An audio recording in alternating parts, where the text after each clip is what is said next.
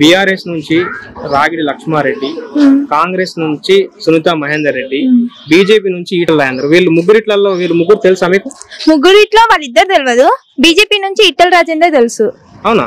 అంటే వీళ్ళు ఇప్పుడు బీఆర్ఎస్ క్యాండిడేట్, కాంగ్రెస్ క్యాండిడేట్ తెలియదు. ఫస్ట్ టైం వింటున్నా వాళ్ళ పేర్లు. అంతేనా? అంటే ఈటల రాజేందర్ ఎందుకు తెలుసు?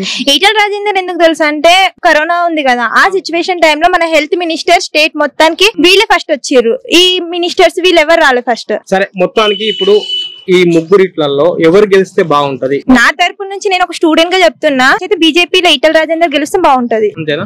అంటే అంత కరెక్ట్ గా బీజేపీ గెలవాలంటే ప్రతి ఒక్క దాంట్లో మన అందరూ అంటే ఇప్పుడు ఎట్లా వేరే మినిస్టర్స్ వచ్చి అంటారు ఇది చేస్తాం అది చేస్తాం, కానీ వాళ్ళు అంతే మాటకే చేస్తారు, కానీ ఇట్లా వచ్చి వాళ్ళు ఏం చెయ్యరు. కానీ బీజేపీ వాళ్ళు వచ్చి చేసి చూపిస్తారు. వాళ్ళు ప్రతి ఒక్క సిచ్యువేషన్ లో, ఫర్ ఎగ్జాంపుల్ నా సిచ్యువేషన్ టైమ్ లో బీజేపీ వాళ్ళు హెల్ప్ చేసి చాలా. ఓకే, కేంద్రంలో ఎవరుంటే బాగుంటది? రాహుల్ గాంధీయా, మోడీయా? మోదీ ఉంటే బాగుంటది. మోడీ ఉంటది. రాహుల్ గాంధీ కూడా జోడో యాత్ర చేస్తూ జనాల దగ్గరికి చాలా వెళ్తున్నాడు. ఈ ఒక్కసారి రాహుల్ గాంధీకి ఛాన్స్ ఇద్దామా అంటున్నారు. వద్దు, మోదీ ఉంటేనే బాగుంటది. ఎందుకు మోడీ ఉండాలా? ఎందుకు మోడీ ఉండాలంటే ఏం చెప్పలేము, అంటే చాలా మంచిగా వాళ్ళు కంట్రోల్ చేయగలుగుతారు.